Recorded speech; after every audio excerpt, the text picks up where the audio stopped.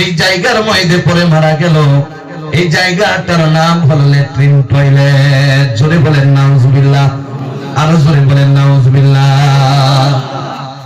বিশ্বাস করো যে উলামায়ে কেরামের পিছনে পড়ে যায় আল্লাহ রাব্বুল আলামিন উলামায়ে কেরামের পিছনে পড়ার কারণে সব চাইতে বড় সাবিত যেটা করে দেয় মৃত্যুর টাইমে তার ল্যাট্রিনে ফালাইয়া মত দেবে।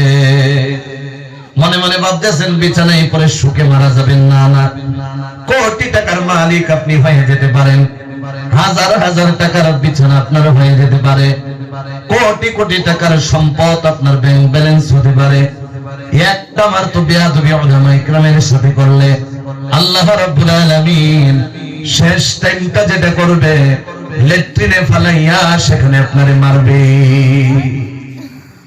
সাধারণ মনে করছেন আপনি, সাধারণ মনে করছেন। এ বন্ধু, মনে কষ্ট পাইলাম, মনে কষ্ট পাইলাম। আমাদের মাদ্রাসায় 750 পোলাপান।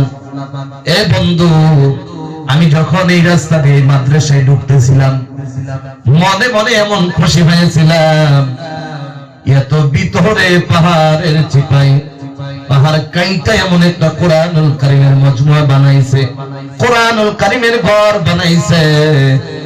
এই জায়গার মধ্যে বিনা মেহনতে মাদ্রাসা হয়ে যায় নাই।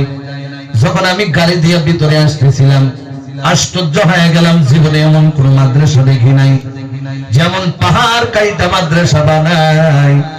আর এই মাদ্রাসার মধ্যে কোরআনের পাখি একটার দুইটা না 61টা ছেলে পাগড়ি প্রদান করে এই পাহাড়ের চিপা থেকে হাফিজে কোরআন হয়ে যায়। দামালি মনে করছেন? বিশ্বাস করেন।